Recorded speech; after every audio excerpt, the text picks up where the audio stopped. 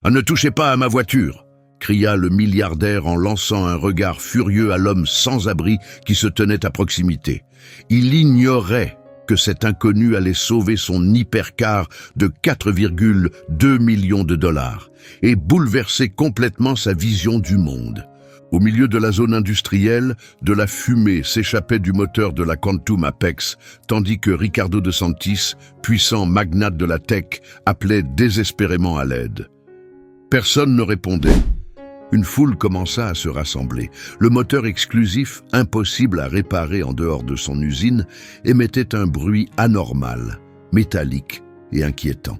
« Monsieur, l'unité de refroidissement quantique a une fissure dans la boucle secondaire », dit calmement l'homme à l'apparence négligée, les mains levées pour ne pas paraître menaçant. « Je peux la réparer. » Ricardo hésita, le doigt suspendu au-dessus du bouton d'appel de la sécurité. Comment cet homme pouvait-il connaître un détail aussi secret, une caractéristique que même le fabricant ne confirmait pas publiquement? Qui était donc cet expert caché devant lui, et pourquoi vivait-il dans la rue? En une minute, la perception de Ricardo sur l'intelligence, la valeur et les préjugés allait être totalement bouleversée. D'où regardez-vous cette histoire aujourd'hui? Laissez un commentaire et abonnez-vous à Beat Stories pour découvrir des moments de justice qui changeront votre manière de voir le monde. Marco Herrera n'avait pas toujours été sans abri. 3 ans auparavant, il avait conçu des systèmes de refroidissement avancés qui avaient révolutionné la sécurité aérospatiale et sauvé de nombreuses vies. Désormais, il dormait à la belle étoile, invisible pour les professionnels de la tech qui passaient devant lui sans un regard. Ce matin-là avait commencé comme les autres. Au lever du soleil, Marco s'était réveillé dans sa cachette bien dissimulée derrière un atelier désaffecté près de Tech Row. Il plia sa bâche avec la rigueur d'un soldat. La précision était ancrée en lui depuis ses années d'ingénieur où chaque détail comptait. Ses matinées suivaient un rituel strict. Se laver dans les toilettes publiques, se brosser les dents, puis se rendre à la bibliothèque dès son ouverture. L'apprentissage restait son lien avec le monde qu'il avait connu. Depuis plusieurs semaines, Marco observait la Quantum Apex. Ses voitures haut de gamme passaient parfois dans le quartier en direction du campus technologique privé tout proche. Il reconnaissait le son de ce moteur par cœur. Après tout, il avait contribué à concevoir une version antérieure lors de son contrat chez Aerotech Industries, avant que sa vie ne bascule. Diplômé du MIT, titulaire de 3 diplômes d'ingénierie et de 7 brevets ayant rapporté des millions à des entreprises qui faisaient désormais comme s'ils n'avaient jamais existé. Marco savait résoudre de tête des problèmes thermodynamiques complexes, mais ne pouvait pas franchir les barrières posées par des recruteurs pleins de préjugés. Quand il daignait lui proposer un entretien, il le qualifiait de surqualifié. Et lorsqu'ils ne pouvaient nier son génie, ils évoquaient de vagues raisons, pas adaptées à notre culture d'entreprise. Les vraies raisons n'étaient jamais dites à voix haute. Un homme issu d'un quartier difficile, sans domicile fixe et avec un CV que personne ne lisait une fois qu'il voyait son apparence. Sa carrière avait été brisée par de fausses accusations qui, bien que levées par la suite, avaient suffi à ruiner sa réputation. Mais malgré tout, Marco n'avait jamais perdu sa dignité. 3 soirs par semaine, il faisait du bénévolat, enseignant les sciences aux enfants d'un centre d'accueil. Il lisait des revues techniques trouvées dans les bacs de recyclage à la sortie des sièges d'entreprise. Même si le monde avait tenté de l'écraser, Marco faisait tout pour garder l'esprit vif. Ce matin-là, il avait senti que quelque chose n'allait pas avec l'hypercar, avant même qu'elle ne s'arrête. Le son n'était pas normal, une perturbation infime dans le rythme du moteur, perceptible uniquement par quelqu'un qui connaissait parfaitement sa structure. Une micro-fissure s'était formée à l'endroit exact que Marco avait signalé des années plus tôt dans un rapport, mais les dirigeants, pressés de respecter leur délai, l'avaient ignoré. Et maintenant, l'un de ces mêmes dirigeants se tenait, impuissant, à côté d'une supercar fumante, monument coûteux aux conséquences de leur négligence. Marco s'approcha lentement du véhicule. Il avait appris à ses dépens que proposer son aide pouvait être mal interprété, surtout par ceux qui ne voyaient que son apparence. Ses vêtements usés et sa barbe mal taillée suffisaient généralement à faire appel à la sécurité bien avant que quiconque n'écoute ses conseils techniques. Il vit un changement dans le regard de Ricardo de Santis. Pas de reconnaissance, mais de la méfiance, peut-être même de la peur. Le milliardaire serra son téléphone un peu plus fort. Marco connaissait bien ce geste. Il l'avait vu si souvent ces dernières années. Mais ce que Ricardo ne pouvait pas deviner, c'est que Marco avait autrefois évolué dans les mêmes cercles professionnels. Il devait même intervenir à certaines conférences où Ricardo figurait comme invité principal. Leur parcours avait failli se croiser jusqu'à ce que la vie de Marco s'effondre à cause de fausses accusations. Blanchi par la suite, mais trop tard. Dans l'industrie technologique, laver son nom ne suffisait pas à effacer la tâche. On oubliait vite votre innocence, jamais les gros titres de l'époque. Marco observa la fumée qui s'échappait de la voiture, la couleur, l'épaisseur, tout lui indiquait quel composant était en train de lâcher. Il savait comment réparer, avec quelques outils de base, et ses connaissances profondes, qui, de toute évidence, ne figuraient pas dans les manuels actuels. Même en sachant qu'il risquait d'être rejeté, il fit un pas en avant. Peut-être était-ce son orgueil professionnel, ou peut-être simplement sa nature, celle d'un homme qui résout les problèmes, peu importe ce que la vie lui a réservé. Ricardo de Santis raccrocha après un énième appel infructueux. Sa frustration était visible, tandis que les curieux pointaient du doigt la voiture de luxe désormais enveloppée de fumée. Il n'y avait pas que le véhicule en jeu, c'était aussi sa réputation. Marco inspira lentement pour se calmer, puis s'avança avec assurance. « Monsieur, je sais ce qui ne va pas avec votre voiture », dit-il d'un ton calme et professionnel. « Il y a une micro-fissure dans la boucle secondaire du système de refroidissement à poussée quantique. » Ce qu'il ajouta ensuite allait déclencher une série d'événements qu'aucun des deux hommes n'aurait pu prévoir. Cette rencontre apparemment anodine n'allait pas seulement révéler un problème sur une voiture de luxe, elle allait mettre en lumière une faille bien plus profonde dans la manière dont la société décide qui mérite une seconde chance. La journée de Ricardo de Santis s'effondrait aussi vite que le système de refroidissement de son hypercar. La Quantum Apex, il n'en existait que 17 dans le monde, venait de tomber en panne au pire moment possible. Il ne lui restait que 3 heures avant une présentation décisive devant des investisseurs. Il était bloqué à plus de 3 kilomètres du centre de service agréé le plus proche, et son téléphone ne captait aucun signal.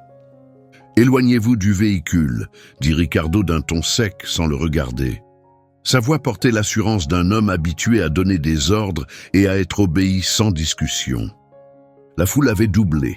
Des dizaines de téléphones filmaient désormais la scène. Ricardo de Santis, étoile montante de la tech, et sa voiture à 4,2 millions de dollars dégageant de la fumée sur un parking public. Ce moment n'allait pas tarder à devenir viral. « Monsieur, je peux vraiment vous aider », déclara Marco, restant à bonne distance par respect. Ce modèle présente un défaut connu au niveau du système de poussée quantique, notamment dans la boucle secondaire. « Et comment pourriez-vous savoir quoi que ce soit sur cette voiture ?» l'interrompit Ricardo en le regardant enfin. Son regard parcourut l'apparence de Marco. Ses vêtements usés, sa barbe en désordre, le sac réutilisable contenant toutes ses affaires. La frustration de Ricardo se transforma en mépris évident. Marco ne détourna pas les yeux. « Parce que j'ai participé à la conception du système de refroidissement original sur lequel cette voiture est basée. » Ricardo laissa échapper un rire bref et moqueur. Quelques personnes dans la foule rirent timidement avec lui. « Bien sûr, ricana-t-il, et moi je suis astronaute la nuit. » Il se retourna vers son téléphone, ignorant Marco. « Écoutez, je comprends que vous essayez de faire quelque chose, mais cette voiture utilise une technologie confidentielle. Même les mécaniciens professionnels ne sont pas autorisés à y toucher. » Marco ne bougea pas. La micro-fissure laisse échapper du liquide de refroidissement dans la chambre tertiaire. C'est ce qui provoque la fumée bleu-gris. Si cela continue, votre moteur sera détruit dans environ 47 minutes. Ricardo se figea. Cette couleur bleu-gris correspondait parfaitement. Et le diagnostic interne de la voiture venait justement de l'alerter d'un dommage critique dans les 45 minutes. « Comment pouvez-vous » commença-t-il, avant de s'arrêter net. Son regard se durcit. « C'est un coup monté? Quelqu'un vous a envoyé ?» À ce moment-là, un SUV noir et élégant arriva. 2 agents de sécurité en descendirent, la sécurité privée du complexe technologique voisin. Ricardo les avait appelés plus tôt. « Un problème, monsieur De Santis ?» demanda le plus grand des deux, observant Marco avec prudence. « Cet homme allait partir » dit froidement Ricardo. « Il pense savoir ce qui ne va pas avec ma voiture. »« Je le sais » répondit Marco rapidement. « La Quantum Apex utilise une variation du système de refroidissement d'Aerotech. Ce design avait un point faible identifié durant les tests de prototype, mais ignoré sous la pression des délais de production. Je connais aussi la note interne XT447. Elle décrit exactement le problème que je viens d'expliquer. » Le visage de Ricardo trahit un instant la surprise. Ce mémo n'avait jamais été rendu public. Il s'agissait d'un document confidentiel. « Comment pouvez-vous connaître ce document ?» demanda-t-il. « Monsieur De Santis, nous devrions sécuriser la zone, » intervint le garde. « Votre véhicule contient des éléments sensibles. » Marco ne bougea pas. « Vous avez environ 45 minutes avant que le moteur ne subisse des dégâts irréversibles. Le centre de service ne pourra rien faire. Ils n'ont ni les pièces, ni les connaissances nécessaires. Et si vous tentez de la remorquer maintenant, les dégâts empireront. » Ricardo resta immobile, partagé entre l'envie d'ignorer Marco et la réalité troublante que cet inconnu savait des choses précises et importantes. « Monsieur, » dit le deuxième garde en s'adressant à Marco, « je vais devoir vous demander de vous éloigner. »« Attendez, » dit Ricardo en levant la main, « vous avez mentionné le mémo XT447. Comment connaissez-vous ce mémo ?»« Parce que je l'ai rédigé, » répondit Marco simplement. « Il y a 5 ans, quand je travaillais comme ingénieur consultant chez Aerotech. Je m'appelle Marco Herrera. » Pendant un instant, quelque chose sembla faire tilt dans l'esprit de Ricardo. Ce nom lui disait vaguement quelque chose, mais il n'arrivait pas à se rappeler où il l'avait entendu. Le premier garde s'approcha. « Monsieur, dernier avertissement. Vous devez vous éloigner de Monsieur De Santis et de son véhicule. » Ricardo regarda sa montre. L'assistance de la marque n'arriverait pas avant 2 heures. La réunion avec les investisseurs ne pouvait pas être reportée, et la fumée qui s'échappait du moteur s'épaississait de minute en minute. « De quoi auriez-vous besoin pour la réparer ?» demanda-t-il, ignorant les regards surpris de son équipe de sécurité. « Des outils de base. La plupart de ce qu'il me faut se trouve sûrement dans votre kit d'urgence, » me répondit Marco. « Donnez-moi 20 minutes sans interruption. » Ricardo resta immobile, pesant en silence les options limitées devant lui. Une voiture rare, presque irremplaçable, tombait en panne devant une foule grandissante. Une réunion critique avec des investisseurs approchait, et devant lui se tenait un inconnu qui semblait savoir des choses que personne d'extérieur ne devrait connaître. « Monsieur De Santis, nous vous déconseillons fortement de faire ça, » commença l'un des gardes, manifestement inquiet.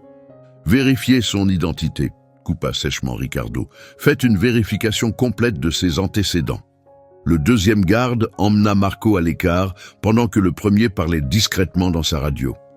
Marco coopéra sans broncher, tendant sa seule pièce d'identité, une carte du centre d'accueil où il séjournait de temps en temps. Quand le garde revint, son expression était grave. Pas d'adresse actuelle, aucun emploi répertorié depuis 3 ans. Il y a eu un problème à son précédent poste. Le centre confirme qu'il loge là-bas occasionnellement. Le visage de Ricardo se durcit. Avoir envisagé Marco comme une solution lui avait déjà semblé risqué, et ce risque paraissait désormais injustifiable. « Désolé pour la confusion, » dit-il d'une voix froide et faussement polie. « Mon équipe va s'en occuper. » Sans ajouter un mot, Ricardo se détourna, rayant Marco de ses pensées.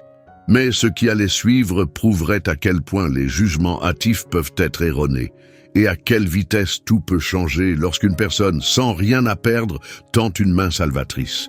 Le téléphone de Ricardo sonna. Il décrocha immédiatement, espérant un miracle. Son visage se décomposa en entendant la voix à l'autre bout du fil. 2 heures. Ce n'est pas possible. Mon système de diagnostic indique moins de 40 minutes avant des dégâts irréversibles. Il se mit à faire les 100 pas, les murmures de la foule devenant plus bruyants. Oui, je sais que c'est confidentiel. C'est pour ça que j'ai payé une fortune pour la voir. Mais il doit bien y avoir quelqu'un de plus proche qui puisse intervenir. Pendant ce temps, Marco restait immobile, observant calmement le milliardaire à court d'options. Les agents de sécurité, toujours entre lui et Ricardo, semblaient désormais moins tendus. Eux aussi commençaient à comprendre que la situation n'était pas ce qu'elle paraissait au départ. Ricardo raccrocha et poussa un soupir de frustration. Totalement inutile. Il consulta à nouveau sa montre, puis regarda la fumée qui s'élevait toujours du compartiment moteur. La voiture se détériorait à vue d'œil. Les 2 gardes échangèrent un regard. « Monsieur, » dit prudemment le plus grand, « devrions-nous commencer à évacuer la zone, par précaution, s'il y a un risque d'incendie ?» « Il n'y a aucun risque d'incendie, » intervint Marco d'un ton calme et mesuré. Cette fumée provient du liquide de refroidissement qui s'évapore au contact du bouclier thermique. Le feu n'est pas le problème. Il regarda Ricardo droit dans les yeux et ajouta « Ce qui devrait vraiment vous inquiéter, ce sont les micro-dégâts en train de se former sur les roulements de poussée quantique. S'ils lâchent, la réparation vous coûtera près de 870 000 $. Les 3 hommes se tournèrent vers lui, stupéfaits et silencieux. « Comment pouvez-vous savoir exactement combien coûte le remplacement ?» demanda Ricardo, le ton rempli de méfiance. « Parce que j'ai participé au calcul des spécifications de production originales, » répondit Marco calmement. « Ces roulements sont fabriqués à partir d'un alliage propriétaire qui nécessite un procédé très spécifique.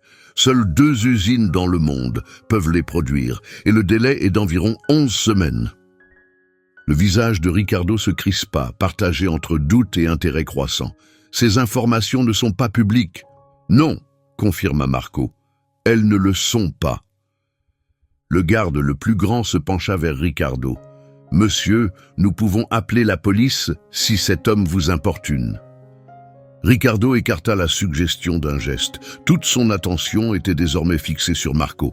« Vous avez dit que vous vous appelez Marco Herrera ?»« Oui.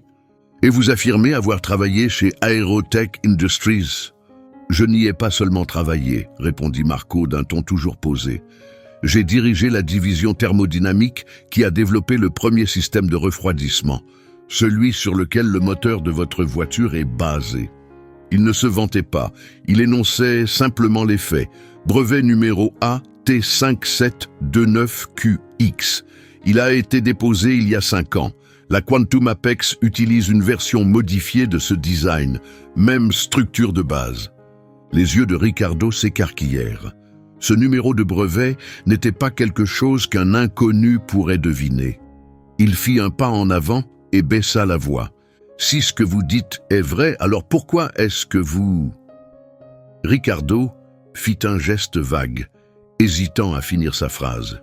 « SDF » dit simplement Marco. C'est une longue histoire, qui implique de fausses accusations, des jeux politiques d'entreprise et des biais raciaux. Il fit une pause avant d'ajouter « Mais ce qui compte maintenant, c'est que vous avez environ 35 minutes avant que ce moteur ne subisse des dommages irréversibles. Et moi, je peux empêcher ça. » Ricardo regarda sa montre à nouveau. La foule avait encore grandi. Un blogueur tech local venait d'arriver et filmait la scène.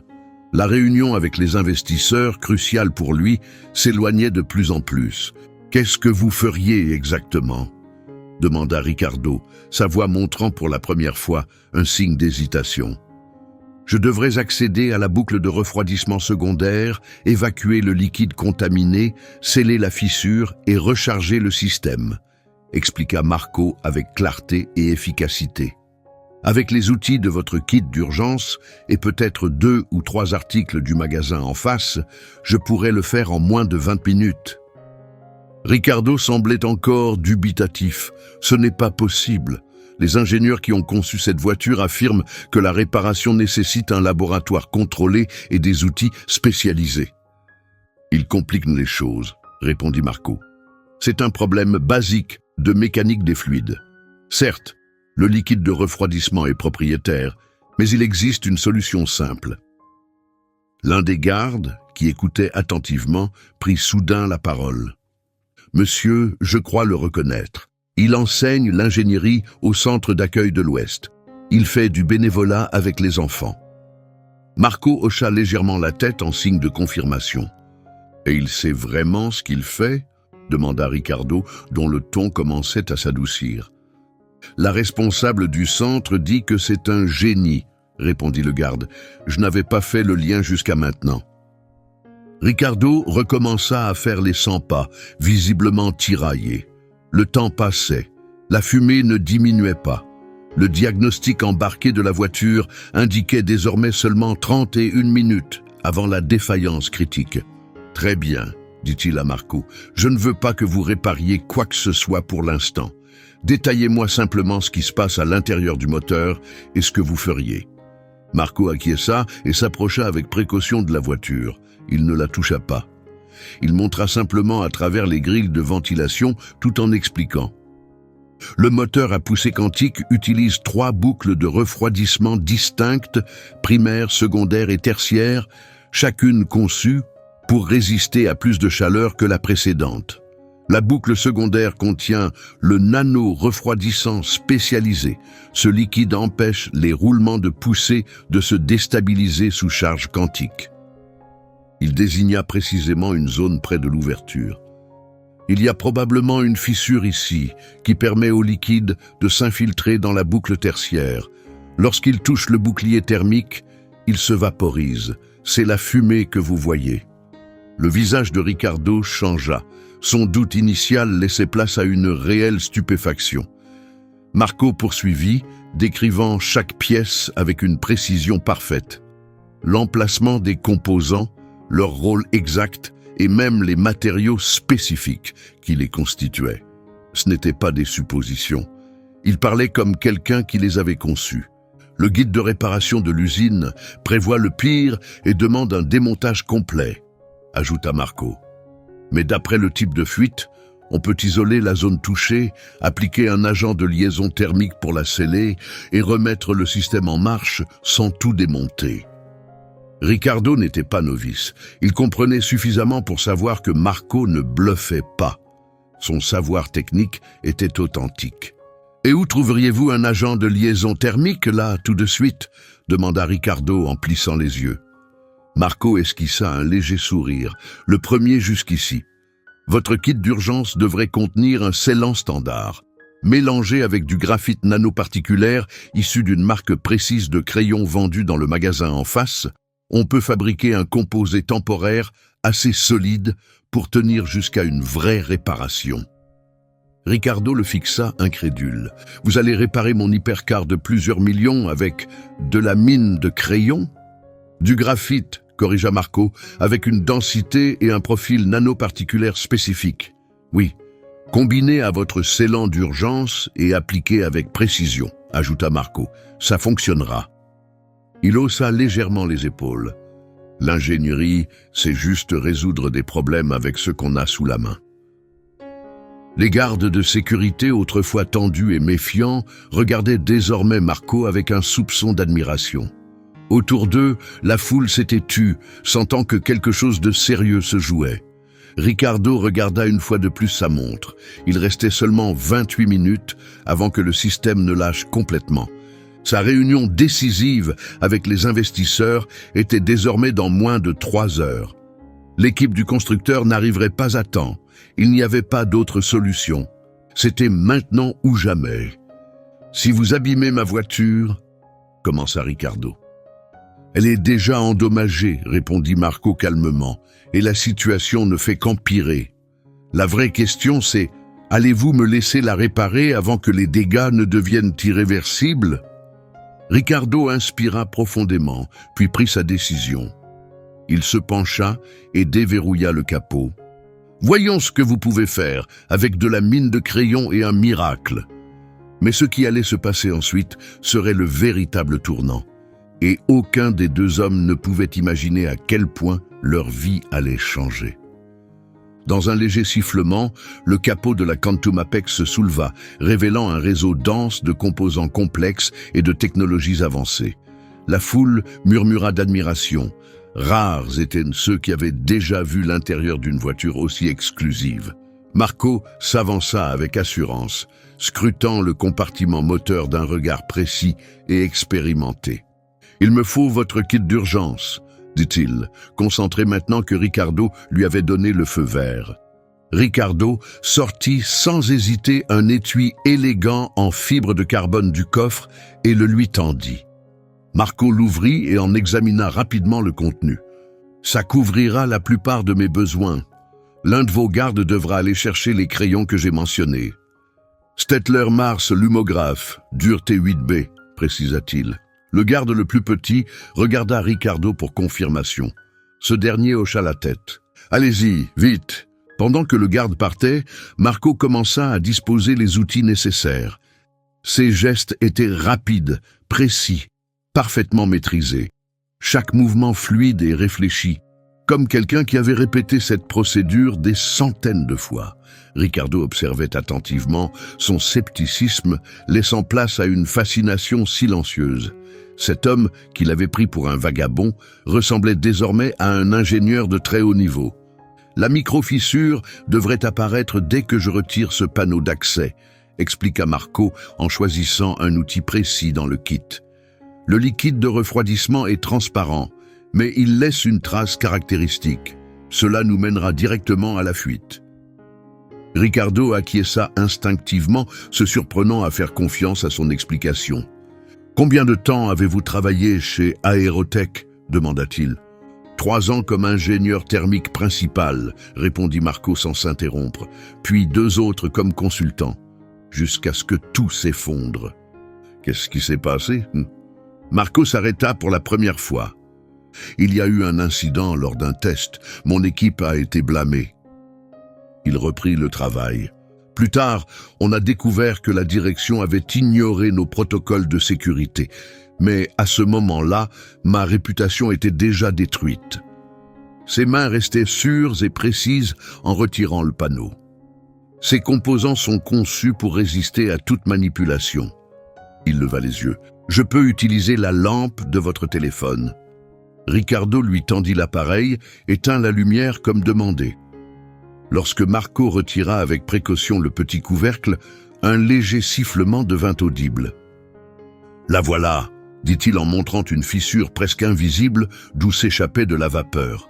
« Exactement là où je m'y attendais, à la jonction de stress entre les systèmes de refroidissement secondaire et tertiaire. Cette minuscule fissure cause tout ça ?» demanda Ricardo stupéfait. « Le système de refroidissement fonctionne sous une pression extrême, » expliqua Marco. « Même la plus petite fuite peut entraîner des défaillances en cascade. » Mais avant qu'il ne puisse en dire plus, une voix tranchante interrompit le silence. « Que se passe-t-il ici ?» Un homme grand, vêtu d'un costume sur mesure, fendit la foule, accompagné de 2 gardes supplémentaires. Son badge indiquait « Sécurité exécutive, Tech Horizon », le rattachant à la direction du campus technologique voisin. « Monsieur De Santis », dit-il d'un ton pressé, « nous avons reçu un signalement concernant une personne qui interviendrait sur votre véhicule. Notre PDG m'a demandé d'intervenir immédiatement. » Ricardo se redressa légèrement. « Gracie, merci, mais la situation est sous contrôle. Ce monsieur m'aide à faire une réparation d'urgence. » Gracie jeta un regard à Marco, plein de dédain à peine voilé. « Monsieur, nos protocoles de sécurité interdisent strictement à toute personne non autorisée d'accéder à des systèmes contenant des technologies sensibles, » déclara-t-il d'un ton tranchant. Il n'alla pas plus loin, mais le jugement était clair. « Il sait ce qu'il fait, » répondit Ricardo, mais sa voix avait perdu un peu de son assurance précédente. « Avec tout le respect que je vous dois, Monsieur de Santis, reprit Grassi en baissant le ton, ce véhicule contient pour plusieurs millions de dollars de propriété intellectuelle protégée. Nous ne pouvons pas nous permettre de laisser une personne inconnue. Je ne suis pas un inconnu, interrompit Marco calmement, sans lever les yeux. Et il nous reste environ 18 minutes avant que ce système ne soit irrémédiablement hors service. Grassi s'approcha et tendit la main vers Marco. « Monsieur, je dois vous demander de vous éloigner du véhicule. » Immédiatement. Le garde qui était parti au magasin revint enfin, un petit paquet à la main. Mais en voyant la tension croissante autour de la voiture, il s'immobilisa, incertain de ce qu'il devait faire. « Grassi, s'il vous plaît », commença Ricardo, tentant de garder le contrôle de la situation. Mais le chef de la sécurité le coupa net. « Monsieur de Santis, nous avons déjà connu 3 tentatives d'espionnage industriel ce trimestre, » dit-il fermement. « Comment pouvez-vous être sûr que ce n'est pas une de plus ? Et si cet homme attendait ce genre d'opportunité depuis le début ?» Ce doute persistant dans l'esprit de Ricardo commença à prendre de l'ampleur. Autour d'eux, la foule continuait de grossir, les téléphones levés pour filmer chaque instant. Son image publique, la confiance de ses investisseurs, les règles strictes de confidentialité de son entreprise, tout cela reposait désormais sur un équilibre fragile. « Je pense qu'on ferait peut-être mieux d'attendre l'équipe du constructeur, » dit Ricardo, sa voix perdant de son assurance. Marco leva enfin les yeux du moteur. Son visage était impassible. Le rejet faisait mal, mais il n'en montra rien. « Dans 15 minutes, dit-il, vous n'aurez plus rien à réparer. »« Monsieur, dit Grassi en s'adressant directement à Marco, éloignez-vous du véhicule ou nous serons contraints de vous faire partir. » Marco posa lentement les outils et se redressa. Il s'adressa à Ricardo avec calme et dignité. « Je comprends vos hésitations, Monsieur de Santis, mais vous devez aussi comprendre quelque chose. » Il désigna une zone bien précise à l'intérieur du moteur. C'est l'unité de stabilisation quantique. Dans environ 14 minutes, le liquide de refroidissement en fuite atteindra une température critique et provoquera une défaillance en cascade du système. Il se tourna vers Ricardo. À ce moment-là, les dégâts ne s'arrêteront pas au roulement. Il vous faudra un nouveau cœur de moteur. Ce sera au moins 3 mois d'arrêt, en supposant que vous puissiez même en obtenir un. Ricardo restait là, figé, indécis. Grassi en profita pour insister. « Monsieur de Santis, la police est déjà en route. Cet homme n'a pas d'identité, pas de référence vérifiable et aucune autorisation pour être près de cette technologie. Pour autant que nous sachions, il pourrait aggraver la situation. »« Au moins, j'ai identifié le problème, » dit Marco d'une voix douce. « Peut-être que cela aidera les techniciens du constructeur quand ils arriveront. » Il recula d'un pas.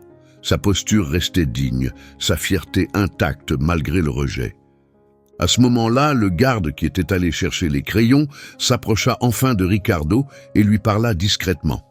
« Monsieur, dit-il à voix basse, j'ai appelé le centre d'accueil pendant que j'étais dehors. Ils ont confirmé qu'il y enseigne des cours d'ingénierie. » Il hésita, puis ajouta « La responsable a dit que c'est une sorte de génie. Apparemment, il était professeur au MIT ou quelque chose comme ça. » Juste à ce moment-là, le système interne de l'hypercar émit un signal d'alerte. 12 minutes avant défaillance critique. La tension monta encore d'un cran. Le temps pressait. Marco fit alors un geste audacieux, un geste qui pouvait soit confirmer sa crédibilité, soit détruire toute chance d'être pris au sérieux. « Monsieur de Santis, dit-il d'un ton ferme, faites un seul appel. Un seul. Contactez la Dre Elena Rossi de chez Space Tech Industries. Dites-lui que Marco Herrera est ici. » La scène entière sembla se figer. Grassi et ses gardes se raidirent, prêts à intervenir. La foule cessa de murmurer. Tous attendirent la réaction de Ricardo. Ricardo cligna des yeux, surpris. « La dottoressa Elena Rossi, l'ingénieur en chef de Space Tech ?» Marco acquiesça d'un seul mouvement de tête. « Oui, dites-lui que je suis là. Elle confirmera tout ce que j'ai dit. » Ricardo hésita à peine. Il sortit son téléphone et fit défiler ses contacts avec détermination. Le fait qu'il ait le numéro de la Dre Rossi en disait long sur son statut dans le monde de la tech. « Ici, Ricardo de Santis », dit-il une fois l'appel lancé. « Désolé pour cet appel imprévu, docteur Rossi. Je me trouve dans une situation plutôt inhabituelle. » Il jeta un coup d'œil vers Marco. « Il y a un homme ici qui prétend vous connaître. Il dit s'appeler Marco Herrera. » Le visage de Ricardo changea presque instantanément à l'écoute de la réponse. Ses yeux s'écarquillèrent, son dos se redressa. L'équipe de sécurité échangea des regards incertains alors que le silence s'installait, seulement troublé par le bourdonnement du moteur et les clics des téléphones enregistrant la scène. « Oui, il est bien ici, » dit enfin Ricardo. « Est-ce que cela vous dérangerait si je vous mets sur haut-parleur ?» Il toucha l'écran et tendit le téléphone entre lui et Marco. « Marco Herrera, c'est vraiment toi ?» La voix de la Dre Rossi résonna fort et clair, professionnelle mais teintée d'un étonnement sincère. « Bonjour, Elena, » dit Marco doucement, un léger sourire adoucissant ses traits. « Ça fait longtemps, » répondit-elle sans hésiter. « 3 ans, 4 mois et environ 22 jours. Tu as disparu. Nous t'avons cherché. » « C'est une longue histoire, » répondit Marco d'une voix calme. « Je n'en doute pas. » Sa voix changea, devenant plus sérieuse. « Ricardo, savez-vous vraiment avec qui vous vous tenez ? Marco Herrera est l'ingénieur en système thermique le plus brillant avec qui j'ai jamais eu l'honneur de travailler. » Elle poursuivit, son ton ferme et assuré. « Ses travaux sur les systèmes de refroidissement quantique ont transformé toute l'industrie. Nous utilisons encore ces brevets d'origine dans la conception de nos engins spatiaux actuels. » Ricardo semblait abasourdi. Il dit qu'il peut réparer ma Quantum Apex. Il affirme qu'il y a une micro-fissure dans la boucle de refroidissement secondaire. « Si Marco dit que c'est ça le problème, » déclara la Dre Rossi sans la moindre hésitation, « alors c'est bien cela. Et s'il dit qu'il peut la réparer, faites-lui confiance. Il le peut. » Elle ajouta. Aérotech a licencié certains de ses brevets pour leur division automobile après son départ. Le système de votre voiture, il est probablement basé sur ses conceptions originales. Gracie bougea légèrement, visiblement mal à l'aise. La certitude rigide dans son attitude semblait s'effondrer. Le garde revenu avec les crayons se tenait maintenant aux côtés de Marco, son langage corporel complètement changé. Ce qui avait commencé comme de la méfiance était devenu du respect, clairement perceptible. Il ne dit rien, il n'en avait pas besoin. Le fait est que Dr Rossi, commença Ricardo à voix basse, cherchant ses mots. Il semble être sans abri, proposa Marco avec calme, remplissant le silence sans honte. Je vis dans la rue depuis 3 ans, Elena. Un silence choqué se fit entendre à l'autre bout du fil. Ce n'est pas possible, dit enfin la Dre Rossi. Après l'affaire Aérotech, tu avais des offres de presque toutes les grandes entreprises du secteur. Je t'en ai personnellement envoyé une. Comme je te l'ai dit, répondit Marco doucement, c'est une longue histoire. Mais à cet instant, la voiture de Monsieur de Santis a moins de 9 minutes avant une panne catastrophique. Avec ton soutien, peut-être me laissera-t-il terminer la réparation. Comme pour appuyer ces paroles, le système de diagnostic de la voiture émit une nouvelle alerte. Alerte. 9 minutes avant défaillance critique du système. « Ricardo, » dit la Dre Rossi d'un ton brusque désormais glacial d'urgence, « laissez Marco réparer cette voiture. Non seulement il en est capable, mais il est probablement la personne la plus qualifiée au monde pour résoudre précisément ce problème. Je lui confie des systèmes spatiaux valant des milliards. Vous pouvez lui confier votre voiture. » Ricardo se tourna vers Marco, le regardant enfin non plus comme un sans-abri, mais comme un esprit brillant que le monde avait abandonné. « Je ne comprends pas, dit-il. Si vous êtes vraiment l'expert qu'elle décrit, comment en êtes-vous arrivé là ?» Marco soutint son regard avec calme. « De fausses accusations, des jugements fondés sur la couleur de ma peau. Un système qui juge vite mais pardonne lentement. Une fois que vous perdez votre adresse, votre téléphone, vos papiers, Bonne chance pour revenir dans le circuit, mais on pourra parler des systèmes brisés plus tard. Pour l'instant, il faut sauver votre voiture. Ricardo acquiesça d'un petit signe respectueux. Gracie laissait tomber. Puis il se tourna vers le téléphone. « Merci, docteur Rossi, d'avoir confirmé tout cela. »« Attendez, » dit-elle rapidement. « Marco, quand tout cela sera terminé, appelle-moi. Je le pense vraiment. On a gardé une place pour toi. Elle est toujours à toi. » « J'y penserai, » répondit Marco avec un léger sourire.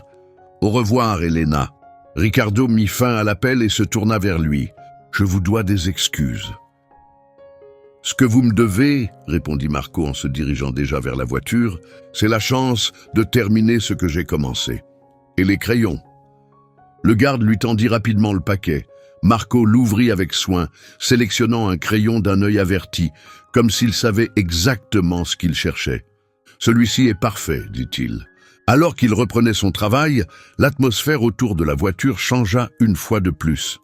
Les murmures curieux de la foule se turent, remplacés par quelque chose qui ressemblait à de l'admiration. Même Gracie et son équipe s'étaient écartés, observant à présent avec un respect presque professionnel. « Comment ça fonctionne exactement ?» demanda Ricardo, son scepticisme remplacé par une réelle curiosité. Il observait attentivement Marco extraire délicatement le graphite du crayon.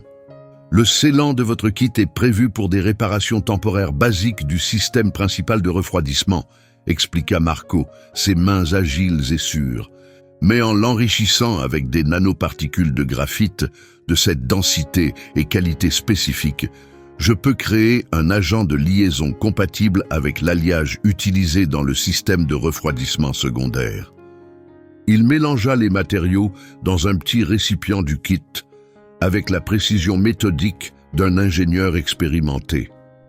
Le composé que je prépare va créer un joint au niveau moléculaire, suffisamment solide pour résister à la pression et à la chaleur, juste assez longtemps pour permettre une vraie réparation plus tard. Ricardo observait avec une sorte de révérence. « Et cette méthode, c'est vous qui l'avez inventée. » « La nécessité pousse à la créativité, » répondit simplement Marco. « Quand on a dû travailler avec des restes, des outils limités et des variables expérimentales, on apprend à improviser. » Une nouvelle alerte retentit dans le véhicule. Alerte. 6 minutes avant défaillance critique du système. Marco leva les yeux. « J'ai besoin d'une concentration totale pour cette partie. Aucune erreur n'est permise. » Ricardo acquiesça immédiatement et recula, faisant signe aux autres d'en faire autant. La foule se tut instinctivement, tous les regards fixés sur l'homme accroupi devant une voiture valant bien plus que ce que la plupart gagneraient en toute une vie. Ses mains étaient stables, précises, comme celles d'un chirurgien réalisant une opération délicate. Le téléphone de Ricardo, posé à proximité, affichait une demande de brevet. Tout en haut, sous inventeur, figurait le nom Marco Herrera. Le système même qu'il réparait avait été sa création, 5 ans plus tôt. Les 5 minutes suivantes s'écoulèrent dans un silence presque absolu. Marco travaillait avec un calme confiant, chaque geste précis et intentionnel. Autour de lui, plus de 50 personnes retenaient leur souffle, captivées par ce moment surréaliste où un homme sans domicile semblait accomplir une prouesse technologique. Ricardo regardait l'heure sans cesse, alternant entre sa montre et l'écran de diagnostic. 4 minutes, 3 minutes. La fumée commençait à s'atténuer, mais le système indiquait toujours des niveaux critiques. La pression restait maximale. « Il me faut plus de lumière », dit Marco sans lever les yeux. 3 personnes s'avancèrent immédiatement, tendant leur téléphone avec la lampe activée, prêtes à aider comme elles le pouvaient. « Presque fini », murmura Marco. « La fissure est scellée. » Il s'enfonça un peu plus dans le moteur, ajustant plusieurs composants avec aisance, comme si le design faisait partie de lui. Un filet de liquide scintillant commença à couler dans un récipient qu'il avait improvisé à partir d'éléments du kit d'urgence. « C'est du nano-refroidissant » demanda Ricardo, désormais fasciné, bien plus qu'inquiet. « Oui » répondit Marco posément. « Environ 20 000 $. » Il observa le liquide s'écouler, toujours calme et concentré. On en récupère à peu près 60%, ce qui est mieux que ce que j'espérais. Ricardo haussa un sourcil. Vous connaissez la valeur exacte du liquide? Je l'ai aidé à le développer, répondit Marco sans hésiter. Le prix a sûrement augmenté depuis, mais il a toujours été coûteux à produire. Le processus de stabilisation quantique demande une fabrication de haute précision. Une autre alerte s'afficha. Attention, 2 minutes avant défaillance critique du système. Marco ne broncha pas, il resta parfaitement concentré, utilisant désormais le liquide de secours fourni dans le kit pour recharger le système. C'est le mélange standard, expliqua-t-il en continuant. Pas idéal pour la boucle secondaire, mais suffisant pour stabiliser les choses jusqu'à un vrai remplissage. Il faudra juste ne pas dépasser 70% de la puissance moteur. Ricardo hocha la tête sans voix. Il avait du mal à croire que l'homme qu'il avait si vite écarté était maintenant en train de lui expliquer une réparation que les concepteurs de la voiture jugeaient impossible à faire sur place. 30 secondes avant défaillance affichait l'écran. Marco fit un dernier ajustement et referma le panneau d'accès avec soin et méthode. « Démarrez le moteur », dit-il calmement. Ricardo hésita. « Vous êtes sûr ?»« Démarrez le moteur », répéta Marco, sa voix toujours calme mais ferme. Ricardo se dirigea vers le siège conducteur et appuya sur le bouton de démarrage. Pendant un instant, rien ne se passa. Puis, la Quantum Apex s'anima, non pas avec le bruit d'un moteur classique, mais avec un bourdonnement aigu, précis, qui se transforma doucement en une résonance profonde et puissante. Plus de fumée, plus de vibrations. Le tableau de bord clignota, puis afficha « Système en cours de stabilisation, refroidissement à poussée quantique, opérationnel, performance limitée à 70%. Entretien recommandé ». La foule éclata en applaudissements. Des dizaines de téléphones captèrent l'instant en vidéo. Marco resta immobile, observant l'écran avec une satisfaction discrète. Ricardo fixait le tableau de bord, stupéfait. « C'est impossible !» murmura-t-il. « Le fabricant m'a dit que cette réparation n'était faisable que dans un laboratoire stérile. Ils aiment faire croire que c'est plus compliqué que ça, » dit Marco en s'essuyant les mains avec un chiffon du kit d'urgence. Ça permet de maintenir des coûts de service élevés et de rendre les clients dépendants. Mais si l'on comprend vraiment comment fonctionne le système, ce n'est pas si difficile. Ricardo le regarda avec un respect nouveau. « Et ça tiendra combien de temps ?»« En usage normal, » répondit Marco. « Le scellant devrait durer environ 3 semaines. C'est largement suffisant pour faire effectuer une réparation professionnelle. Il faut juste se rappeler de ne pas dépasser 70% de puissance. » Ricardo hocha la tête, puis tendit la main. « Merci. Sincèrement. » Marco serra sa main, l'expression calme et posée. « Avec plaisir. » L'histoire aurait pu s'arrêter là. Une brève rencontre entre 2 hommes de mondes opposés. Mais la curiosité de Ricardo n'était pas apaisée. « Je veux en savoir plus, » dit-il. « Pas seulement comment vous avez réparé la voiture, mais tout. Votre histoire. Est-ce qu'on peut continuer cette conversation dans un endroit plus confortable ?»« J'apprécie l'invitation, » répondit Marco, clairement en train d'y réfléchir. « Mais je ne pense pas que... »« S'il vous plaît, » l'interrompit Ricardo. « Au minimum, laissez-moi vous dédommager correctement pour avoir sauvé cette voiture. Et honnêtement, après ce que la Dre Rossi m'a dit, j'ai 1000 questions à vous poser. » Grassi, le chef de la sécurité, s'approcha prudemment. « Monsieur De Santis, votre réunion avec les investisseurs commence dans 90 minutes, si nous ne partons pas bientôt. » Ricardo hésita, visiblement partagé. Puis une idée lui vint. « Venez avec moi, dit-il à Marco. Ces investisseurs financent un projet d'informatique quantique lié à des systèmes thermiques nouvelle génération. Votre regard serait précieux. » Marco secoua légèrement la tête. « Je ne suis pas vraiment habillé pour une présentation d'affaires. » Ricardo consulta sa montre. « On a le temps de régler ça. » Il se tourna vers Grassi. « Appelez Bespoke sur la 5e. Dites-leur qu'on a besoin d'une tenue complète à la taille de Marco. Costume professionnel ajusté, prêt dans 30 minutes. » Grassi cligna des yeux, surpris, mais acquiesça et s'éloigna pour passer l'appel. Marco haussa un sourcil. « Ce n'est pas nécessaire. Considérez ça comme une partie de ce que je vous dois, répondit Ricardo. Et honnêtement, j'ai hâte de voir leur réaction quand je leur dirai qui vient de réparer ce qu'ils croyaient irréparable. Pour la première fois, un vrai sourire se dessina sur le visage de Marco. Ça pourrait valoir le détour. Ricardo sourit aussi, puis reprit un ton plus sérieux. « Mais je ne comprends toujours pas, dit-il. Quelqu'un comme vous, comment en êtes-vous arrivé là? Qu'est-ce qui s'est passé après Aérotech ?» Le sourire de Marco s'effaça. Son regard s'assombrit légèrement. « Ce n'est pas une histoire que j'aime raconter. Mais je veux l'entendre, » répondit Ricardo, sincèrement. « Mais avant d'aller plus loin, ajouta Ricardo, j'ai une proposition. Considérez-la comme un défi. »« Encore un ?» demanda Marco en arquant un sourcil. « Je viens pourtant d'en réussir un assez gros, sous votre capot. »« C'est vrai, » reconnut Ricardo avec un signe de tête. « Mais je ne veux pas seulement tester vos compétences techniques. Je veux voir comment votre esprit s'applique à ce que nous construisons en ce moment. » Il marqua une pause, puis poursuivit. « Venez à cette réunion avec moi, assistez à notre présentation sur le nouveau système de régulation thermique. Si vous repérez des faiblesses ou proposez des améliorations, et je parie que vous le ferez, je vous offre immédiatement un poste de consultant. » Marco le fixa attentivement, guettant la moindre trace d'insincérité.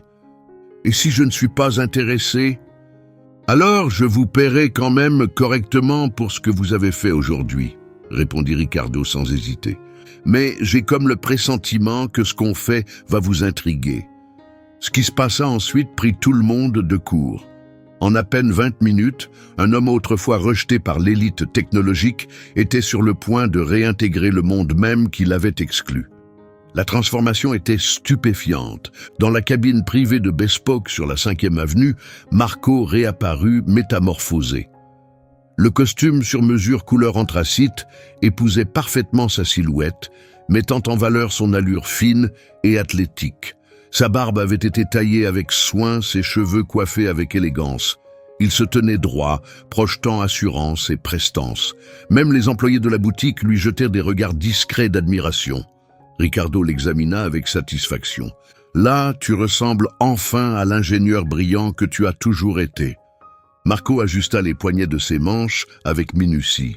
« Les apparences sont trompeuses, » dit-il doucement. « C'est bien la leçon de toute cette journée, non ?»« Touché, » répondit Ricardo avec un sourire. « Mais dans environ 40 minutes, tu auras l'occasion de prouver que ce qui est à l'intérieur compte bien plus que ce qu'on voit à l'extérieur. » Le trajet jusqu'au siège de Nexus Innovation fut bref, mais chargé de symbolisme. Tandis qu'ils traversèrent la ville à bord d'un SUV de luxe, Marco regardait par la fenêtre les rues qu'il arpentait habituellement à pied, souvent sans être remarqué. Maintenant, les mêmes agents de sécurité qu'il avait traités avec méfiance s'étaient tus, assis non loin de lui montrant une forme nouvelle de respect. « J'ai demandé à mon assistante de faire quelques recherches, » dit Ricardo en faisant défiler sa tablette. « MIT, premier de ta promotion, 3 brevets avant même l'obtention du diplôme. Ingénieur principal en système thermique chez Spacetech à 26 ans. Consultant pour Aérotech à 29. » Il leva les yeux. « Et ensuite, plus rien. Tu as disparu. » Marco ne répondit pas tout de suite. Ricardo poursuivit. « L'affaire Aérotech. Tu as dit avoir été faussement accusé. Mon assistante a trouvé des documents sur un prototype raté. D'énormes pertes. On t'a tenu pour responsable au départ. » « J'étais le bouc émissaire facile, » répondit Marco d'une voix douce. Plus tard, ils ont découvert que la direction avait ignoré les protocoles de sécurité pour accélérer le lancement. Mais à ce moment-là, ma réputation était déjà ruinée. Mais quand la vérité est sortie, dit Ricardo, d'autres entreprises auraient dû t'embaucher. L'adresse Rossi semblait pourtant très enthousiaste. Marco esquissa un sourire amer. Quand une entreprise perd des millions, les gens retiennent les gros titres, pas les rectifications. Ensuite, il suffit de quelques rumeurs. Difficile à gérer, pas fait pour le travail d'équipe. Et quand tu es un homme noir dans une salle de réunion blanche, ces étiquettes collent plus vite que ton CV ne circule. Ricardo baissa les yeux, visiblement mal à l'aise. « Mais ça n'explique pas pourquoi tu as vécu dans la rue pendant 3 ans. »« Non, » dit Marco, « mais la dépression, un compte bancaire vide et un système conçu pour te maintenir à terre une fois que tu es tombé, ça, oui, ça l'explique. » Il se détourna de la fenêtre pour le regarder droit dans les yeux. « Tu sais combien il est difficile de postuler sans adresse, sans téléphone, sans vêtements propres. Quand tu as l'air de vivre en marge, les gens ne voient plus ton CV. Ils voient un problème. » Ricardo hocha lentement la tête. « Je commence à comprendre. » Ils arrivèrent devant la tour de verre étincelante de Nexus Innovations. Il leur restait un peu moins de 20 minutes avant la réunion. En entrant dans le hall élégant, les regards se tournèrent, non pas vers Ricardo, mais vers l'homme impressionnant qui marchait à ses côtés. Grand, confiant, désormais impeccablement vêtu, Marco attirait l'attention sans même essayer. « Marco, voici Serena Venturi, notre directrice technique, » dit Ricardo, alors qu'une femme élégante d'une 50aine d'années s'approchait. « Serena, je te présente Marco Herrera. » Ses yeux s'éclairèrent immédiatement de reconnaissance. « Le Marco Herrera de Space Tech ?» Marco hocha poliment la tête. « Ça me semble appartenir à une autre vie. »« Tu es une légende », dit-elle avec une sincère admiration. « Ton travail sur les transferts thermiques quantiques a tout changé. Notre toute dernière plateforme est basée sur les fondations que tu as posées. » « C'est pour ça qu'il est ici, » expliqua Ricardo. « Marco vient de réaliser une réparation d'urgence sur ma Quantum Apex.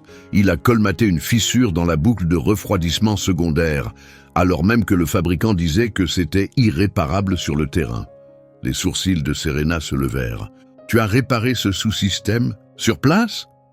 Avec quels outils ?» demanda-t-elle stupéfaite. « Du scellant d'urgence et un crayon 8B, » répondit Marco d'un ton égal.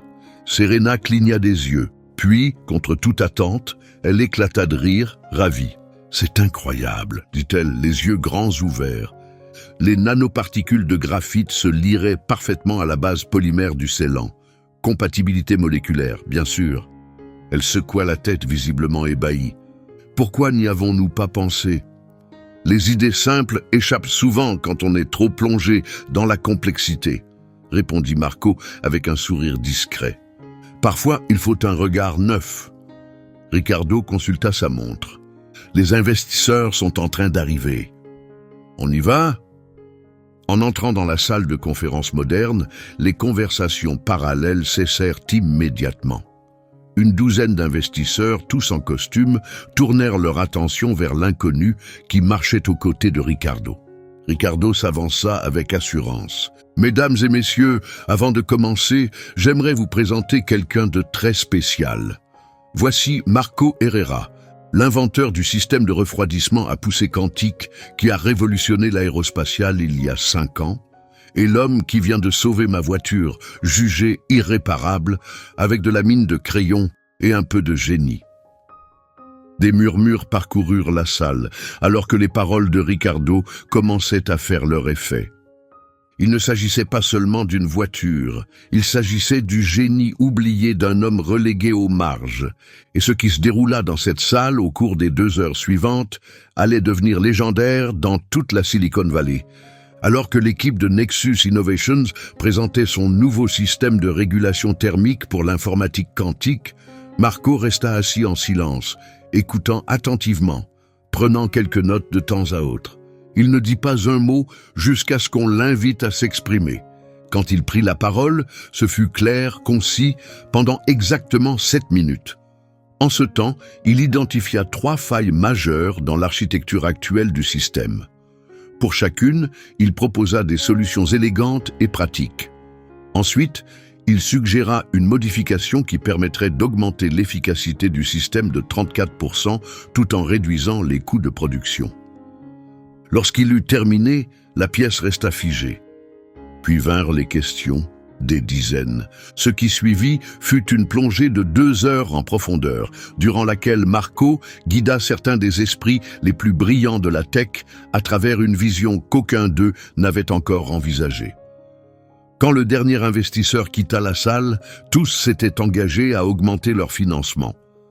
Alors que les portes se refermaient derrière eux, Ricardo se tourna vers Marco, de l'émerveillement dans les yeux. « C'était remarquable, dit-il. Tu n'as pas juste amélioré notre design, tu l'as réinventé. Serena affirme que tes idées nous placent des années en avance. » Marco hocha la tête avec humilité. « Votre équipe a fait un excellent travail, je n'ai fait que construire dessus. » Ricardo s'assit en face de lui. « Comme promis, je t'offre un poste de consultant. Tu fixes ton tarif. » Marco marqua une pause. « J'apprécie, dit-il lentement, mais je ne crois pas que le consulting soit ce dont j'ai besoin en ce moment. » Alors à un poste complet, directeur de l'ingénierie, liberté créative, ta propre équipe. « Ce n'est pas une question de titre, répondit Marco pensif. C'est une question plus vaste. » Il se pencha légèrement en avant. « Il existe des personnes brillantes, comme moi, oubliées, ignorées, freinées par des obstacles qu'elles ne contrôlent pas. Au centre d'accueil où j'enseigne, j'ai rencontré d'anciens chercheurs, ingénieurs, développeurs. Des gens qui travaillaient autrefois sur des projets de pointe, aujourd'hui invisibles à cause de la malchance, des préjugés ou de la bureaucratie. » Le visage de Ricardo se fit grave. « Tu parles de bien plus qu'un simple emploi. » « Exactement, dit Marco. Il sortit de sa poche plusieurs feuilles de papier. Les pages étaient pliées, usées, couvertes de schémas détaillés et de formules. Ce sont des brevets que j'ai développés au cours des 3 dernières années. Des idées esquissées sur des journaux abandonnés dans les salles de lecture de bibliothèques. La plupart résolvent des problèmes que votre industrie n'a même pas encore identifiés. » Ricardo examina les dessins. Ses yeux s'écarquillèrent en les feuilletant. Celui-ci, cette solution de refroidissement pour réseaux neuronaux quantiques, c'est révolutionnaire. J'avais le temps de réfléchir, dit simplement Marco. Mais imagine ce que j'aurais pu accomplir avec du soutien. Et maintenant, imagine combien d'autres comme moi sont dehors, gaspillés par un système qui ne leur a jamais laissé une seconde chance. Ricardo posa lentement les pages. « Qu'est-ce que tu proposes ?»« Un centre d'innovation, » répondit Marco sans hésiter. « Pas seulement pour créer de la technologie, mais pour reconstruire des vies. Un lieu pour retrouver les talents oubliés et leur donner ce dont ils ont besoin pour contribuer à nouveau, peu importe leur passé ou leur apparence. »« Tu veux que je finance ça ? » ?»« Je veux qu'on le construise ensemble, » répondit Marco. Tes ressources et tes connexions, ma vision technique et mon vécu. Et ces brevets, à eux seuls, ils peuvent financer le lancement. Ricardo s'adossa, le regardant non plus seulement avec respect, mais avec admiration. « Ce n'est pas une revanche, hein ?»« Non, » répondit fermement Marco. « C'est un changement, un vrai. Le drame, ce n'est pas que j'ai été sans abri, c'est que le monde a gaspillé 3 ans de mon potentiel. Et il continue de gaspiller celui de milliers d'autres. » Ricardo se leva et lui tendit la main. « Marco Herrera, je crois que tu viens de trouver un partenaire. » Les brevets que Marco avait développés en vivant dans la rue, griffonnés sur des journaux que personne ne regardait, valaient plus que l'hypercar de luxe qu'il avait réparé. Mais leur véritable valeur n'était pas financière. Elle résidait dans le mouvement qu'ils allaient déclencher, un changement de mentalité. Parce que le génie ne porte pas toujours un costume sur mesure. Le génie peut vivre dans les recoins oubliés, chez les personnes que nous croisons chaque jour sans les voir. Et le vrai test d'une société, ce n'est pas la manière dont elle récompense les privilégiés, mais sa capacité à reconnaître un talent exceptionnel, peu importe d'où il vient. Cette histoire ne parle pas seulement de Marco et de Ricardo, elle parle de nous tous. Elle parle aussi de vous, du potentiel que vous pourriez ne pas voir chez les autres, ou que le monde pourrait ne pas voir en vous. Si quelque chose dans cette histoire a résonné en vous aujourd'hui, abonnez-vous. Rejoignez une communauté grandissante, engagée à mettre en lumière des moments de justice inattendue, de résilience et de transformation. Partagez vos réflexions et vos expériences dans les commentaires. Nous serions ravis de vous lire. Et n'oubliez jamais, la prochaine idée qui changera le monde pourrait venir de la personne même que la société vous a appris à ignorer. Ne manquez pas la prochaine histoire puissante, celle qui pourrait changer à jamais votre regard sur le monde. Car ceci n'est pas la fin, c'est le début de ce qui arrive, quand la vérité devient enfin visible. Nous croyons que la visibilité est l'étincelle du changement. Abonnez-vous maintenant. La prochaine histoire pourrait être la vôtre.